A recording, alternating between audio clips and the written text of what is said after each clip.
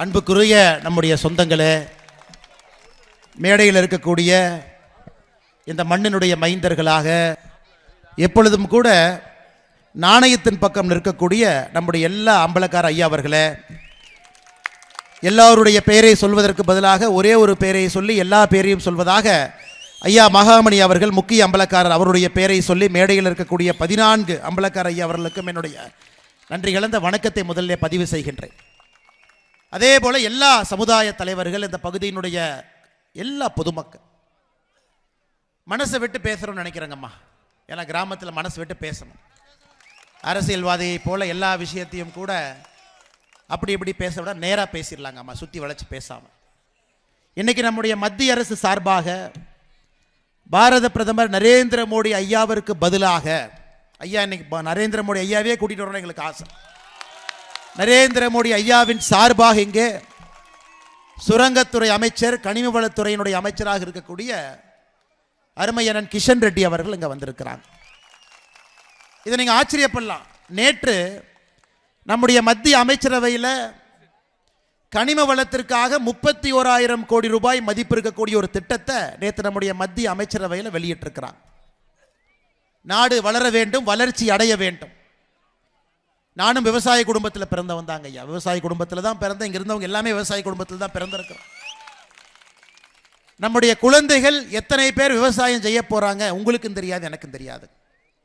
ஆனால் விவசாயம் அவர்கள் செய்ய வேண்டும் என்று ஆசைப்படுகின்றோம். இந்த மண்ணுக்கு வந்து பார்த்தா தெரியுங்க ஐயா.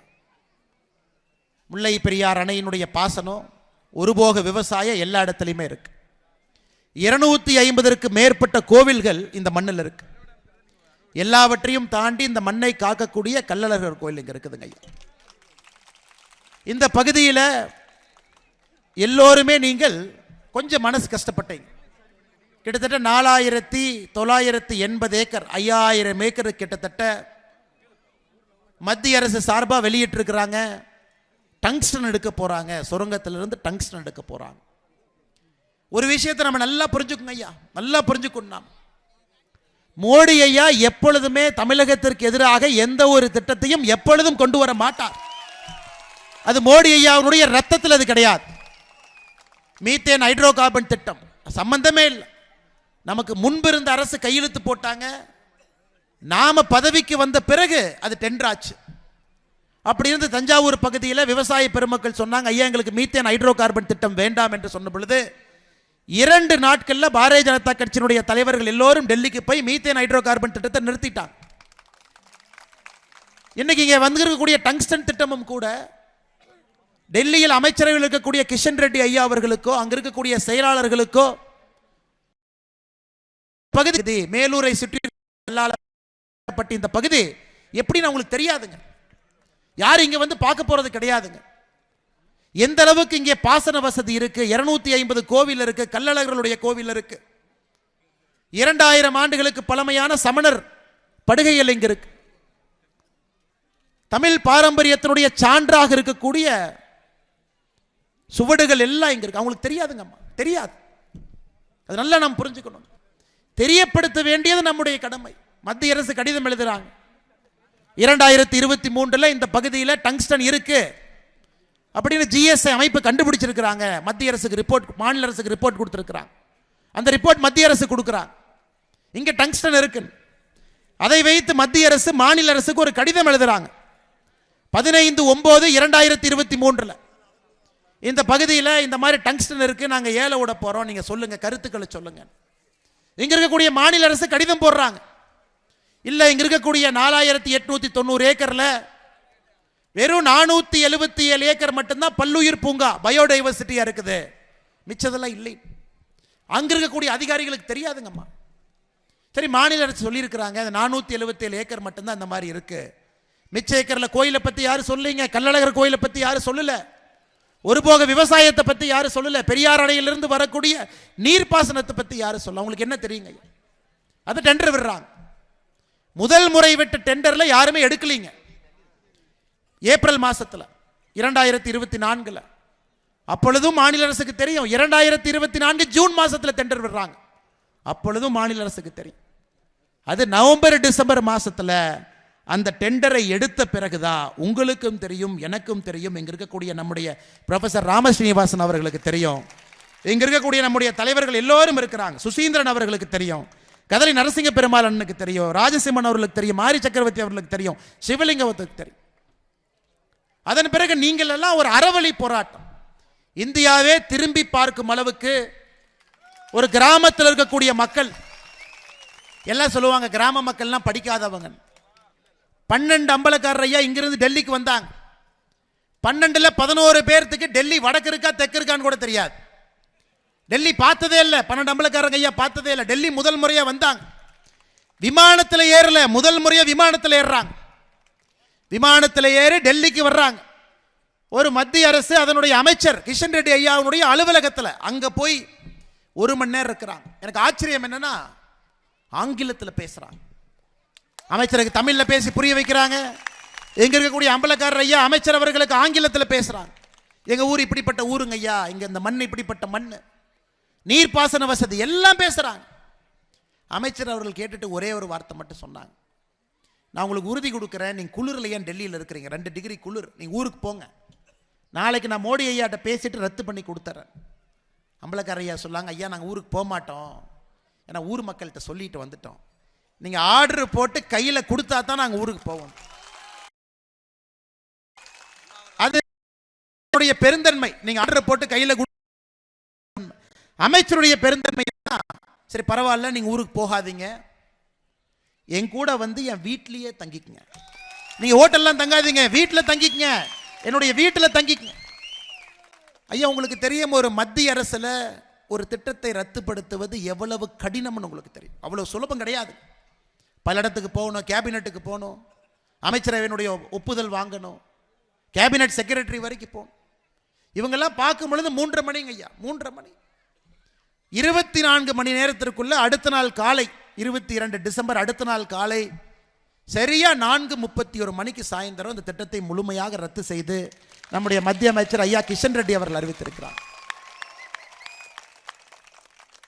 ஏன்னா உங்களுடைய குரலுக்கு செவி சாய்த்து நீங்க என்ன சொல்றீங்க, உங்களுடைய மண்ணு உங்க கையில தான் இருக்கும், உங்களுடைய மண்ணு உங்க கையை விட்டு போயிடக்கூடாது.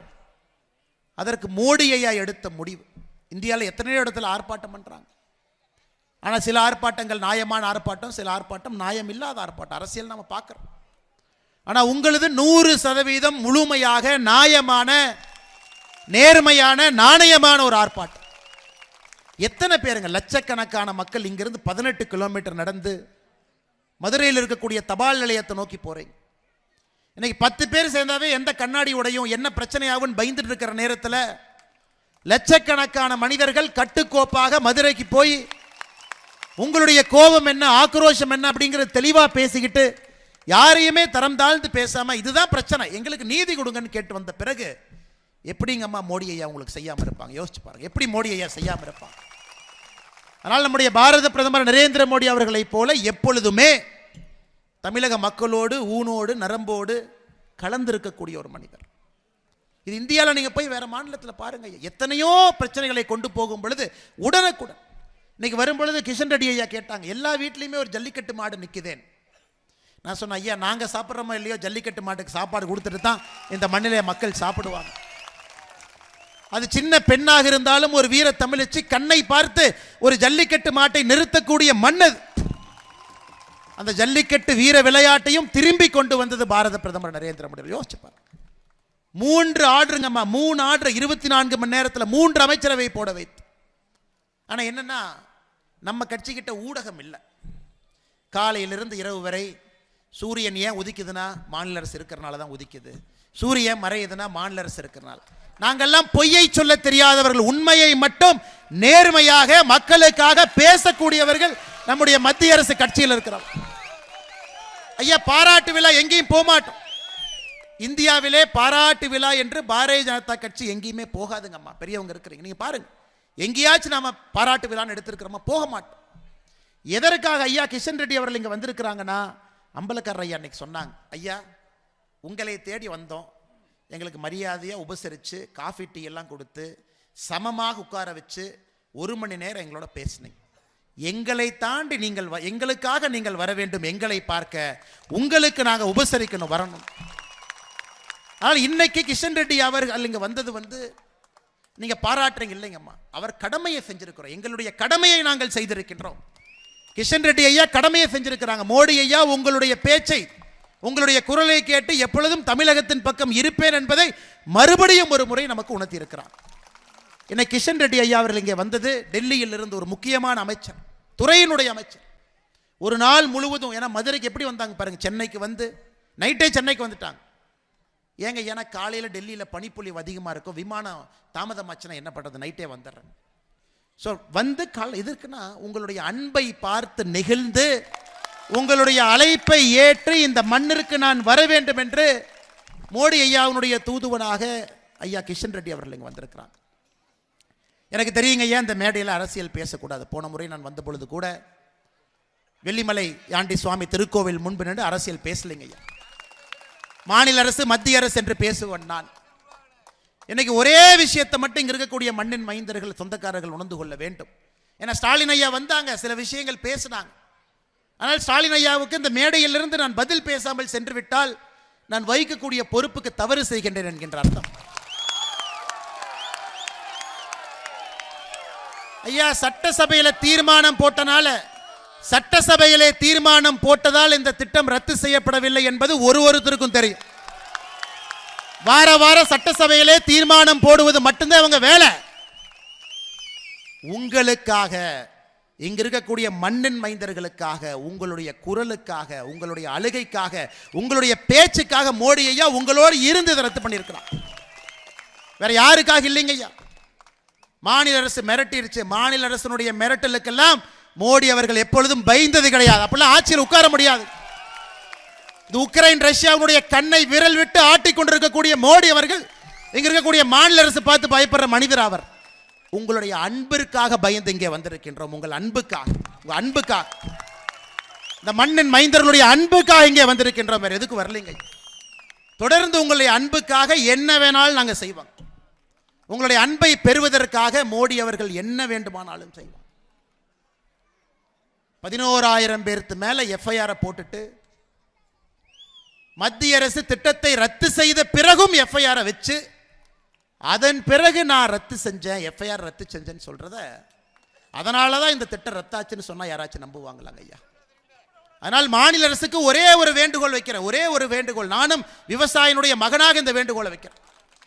கர்ம வீரர் காமராஜர் ஐயா அவர்கள் ஆட்சி பீடத்திலிருந்து வெளியே வந்த பொழுது 1963 தமிழ்நாட்டில் பயிரிடப்பட்ட மொத்த பகுதிங்க ஐயா, மொத்த ஏரியா பயிரிடப்பட்டது 70 லட்சம் ஹெக்டேர். காமராஜர் ஐயா ஆட்சியிலிருந்து இறங்கும் பொழுது தமிழகத்திலே மேலூர், வெள்ளாளப்பட்டி, அரிட்டாப்பட்டி இந்த பகுதியெல்லாம் 70 லட்சம் ஹெக்டேர்ல விவசாயம் செய்யும் பூமியாக கொடுத்துட்டு போனாங்க. இன்னைக்கு வெறும் 46 லட்சம் ஹெக்டேர் தான் இருக்குதுங்க ஐயா. 24 லட்சம் ஹெக்டேர் காணாம போயிடுச்சு. விவசாயம் செய்யக்கூடிய பகுதி 24 லட்சம் ஹெக்டேர். கர்ம வீரர் காமராஜர் ஐயா பதவியிலிருந்து இறங்கிய பிறகு அதற்கு மாநில அரசு முயற்சி எடுத்து அணை கட்டுங்க, டேம் கட்டுங்க, தண்ணியை தேக்குங்க, நிலத்தடி நீரை உயர்த்துங்க, இளைஞர்களை விவசாயத்தின் பக்கம் கொண்டு வாங்க, கிராமத்தில் இளைஞர்களை தங்க வைங்க. மறுபடியும் எப்படி இந்த மேலூர் பகுதி, இந்த பகுதி வானம் பார்த்து பெரியார் அணையிலிருந்து வரக்கூடிய நீரை பார்த்து ஒரு விவசாய பூமியாக பச்சை பசேல் எப்படி இருந்துச்சோங்க ஐயா. 20 ஆண்டு கழித்தும் அது பச்சை பசேலாக இருக்க வேண்டும் என்பதற்காக இந்த திட்டத்தை மோடியை ரத்து பண்ணியிருக்கிறார். 20 ஆண்டு கழித்தும். ஆனால் மாநில அரசுக்கு நான் வைக்கக்கூடிய கோரிக்கை, இந்த பகுதியை பாதுகாக்கப்பட்ட வேளாண் மண்டலமாக அறிவியுங்கள். பாதுகாக்கப்பட்ட வேளாண் மண்டலமாக அறிவிப்பதற்கான முழு உரிமையும் தகுதியும் மாநில அரசுக்கு மட்டும்தான் இருக்கு, மத்திய அரசு கையில் இல்லை. எங்கள் வேலையை நாங்கள் செய்து காட்டியிருக்கின்றோம். பாதுகாக்கப்பட்ட வேளாண் மண்டலமாக அறிவித்து இந்த பகுதி எப்பொழுதும் பச்சை பசேல் என்று எப்பொழுதும் இருக்கணும். உங்களை தாண்டி இன்னும் 10, 15, 20 தலைமுறைக்கு விவசாயத்தை சார்ந்த குடும்பங்கள் இங்கே வாழ வேண்டும் என்றால் அதற்கு முயற்சி எடுங்க. அதான் மாநில அரசுக்கு நான் வைக்கக்கூடிய ஒரே ஒரு கோரிக்கை. இன்னைக்கு வெள்ளாளப்பட்டி மண்ணிலிருந்து நாங்கள் சொல்றோங்க ஐயா, வெள்ளாளப்பட்டி மண்ணிலிருந்து சொல்றோம். நாங்கள் சொல்லித்தான் மத்திய அரசு ரத்து பண்ணுச்சுன்னு சொல்றதுக்கு தமிழ்நாட்டில் போஸ்ட்மேன் வேணாம், அதை பாரதிய ஜனதா கட்சி நேரடியாக நாங்கள் செய்து விடுவோம். தொடர்ந்து உங்களுக்காக எப்பொழுதும் பாரதிய ஜனதா கட்சி உழைக்கும். உங்களுக்கு உயிரை கொடுத்து தமிழகத்தை உயர்த்துவதற்கு பாரதிய ஜனதா கட்சியினுடைய ஒரு தொண்டனும் தலைவனும் எங்களை அர்ப்பணித்திருக்கின்றோம். அதனால எப்பொழுதுமே மத்திய அரசு நீங்க சந்தேகப்படாதீங்க. நான் கையெடுத்து கும்பிடுறது, மத்திய அரசின் மீது எப்பொழுதும் சந்தேகப்படாது. எங்கேயாவது தவறு நடந்தாலும் கூட சுட்டி காட்டுங்க, 10 நாள்ல சரி பண்ணி கொடுத்துட்றாங்க. ஏன்னா தவறு நாங்கள் செய்வதில்லை, செயலாளர்கள் பண்ணலாம், கிளர்க்கு பண்ணலாம், ஐஏஎஸ் அதிகாரி பண்ணலாம். அவங்களுக்கு தெரியாது மேலூர் எவ்வளவு பச்சைன்னு தெரியாதுங்க, 250 கோயில் இருக்கிறது தெரியாது, விவசாயத்தை சார்ந்து 2000 ஆண்டுகளாக மக்கள் இருப்பது தெரியாது. ஆனால் மத்திய அரசின் மீது நம்பிக்கை வையுங்கள், மோடி அவர்கள் மீது நம்பிக்கை வையுங்கள். எப்பொழுதும் தமிழகத்திற்கு ஒரு தோழனாக, சகோதரனாக, அண்ணனாக பாரத பிரதமர் நரேந்திர மோடி அவர்கள் இருப்பார் என்று சொல்லி மேடையில் இருக்கக்கூடிய எல்லா அம்பலக்கார ஐயா அவர்களுக்கும், எல்லா சமுதாய தலைவர்களுக்கும், என்னோடு வந்திருக்கக்கூடிய எல்லா பாரதிய ஜனதா கட்சியினுடைய அன்பு சொந்தங்களுக்கும் ஒரு உற்சாகமான வரவேற்பு. நான் மீடியாவில் சொன்னேங்க, ஐயா இந்த நிகழ்ச்சியை பாரதிய ஜனதா கட்சி நாங்கள் ஏற்பாடு செய்ய மாட்டோம். எப்படி வீட்டுக்கு அண்ணே வாங்கினேன்னு வீட்டுக்கு கூப்பிட்டா எப்படி வீட்டுக்கு நாங்கள் வந்து ஒரு காஃபி சாப்பிட்டு போவோமோ, ஒரு டீ தண்ணி கொடுப்பீங்களோ, அந்த மாதிரி உங்கள் வீட்டுக்கு வந்திருக்கும். இது இந்தியாவிலே புதிது. கிராம மக்கள் நீங்களே சேர்ந்து அம்பலக்கார ஐயா தலைமையில் நீங்களே எல்லோரையும் அழைத்து உங்கள் அன்பு பாராட்டி இருக்கிறீங்க. அதனால் இது பாரதிய ஜனதா கட்சியினுடைய நிகழ்ச்சி இல்லைங்க, உங்கள் அன்பின் இலக்கணமாக இன்னைக்கு இந்த நிகழ்வு நடந்து கொண்டிருக்கிறது. இந்தியாவிற்கே இது ஒரு சான்று. சரித்திரத்தில் இந்த நாள் இடம் பிடித்திருக்கிறது. இந்திய சரித்திரத்தில் இந்த நாள் மத்திய அமைச்சர் திரு கிஷன் ரெட்டி அவர்கள் இங்கே வந்திருப்பது சரித்திரத்தில் இடம் பிடித்திருக்கிறது. இந்தியாவில் இருக்கக்கூடிய எல்லா மக்களுக்கும் இங்கிருந்து செய்தி போகுது. ஒரு பிரச்சனை என்றால் மத்திய அரசு ஓடோடி வரும் என்கின்ற பெரிய செய்தி இங்கிருந்து போயிருக்குதுங்க ஐயா. அதனால் மற்றும் ஒரு முறை மேடையில் இருக்கக்கூடிய எல்லா அம்பலக்கார ஐயா அவர்களுக்கும், எல்லா சமுதாய தலைவர்களுக்கும், இங்கே இருக்கக்கூடிய எல்லா பெரியவர்கள் தாய்மார்களுக்கு, கிராமத்தில் இருக்கக்கூடிய எல்லா நல்ல உள்ளங்களுக்கு, பொய் பேச தெரியாது, உண்மை மட்டும் பேச தெரியும், பிரச்சனை என்று வந்தால் நிற்பேன் என்று சொல்லக்கூடிய இந்த மேலை நாடு இந்த மக்கள் எல்லோருக்கும் உங்களுடைய பாதத்தை தொட்டு வணங்கி கட்சியின் சார்பாக நன்றியை தெரிவித்துக் கொள்கின்றேன். காரணம், ஒரு பிரச்சனை இருந்தாலும் கூட எப்படி அதை அணுக வேண்டும் என்கின்ற பாடத்தை இந்தியா முழுவதும் இந்த பகுதியினுடைய மக்கள், வெள்ளாளப்பட்டி அரட்டாப்பட்டி மக்கள் சொல்லி கொடுத்துருக்கிறீங்க. தொடர்ந்து அதே போல் நல்லவர்களாக, பண்பு மிக்கவர்களாக, இந்தியாவிற்கு ஒரு இலக்கணமாக நீங்கள் இருக்க வேண்டும் என்று சொல்லி வாய்ப்பு கொடுத்த எல்லா நல்ல உள்ளங்களுக்கும் நன்றி தெரிவித்து என்னுடைய உரையை முடித்துக் கொள்கின்றேன். நன்றி, வணக்கம். பாரத் மாதா கி ஜெய்.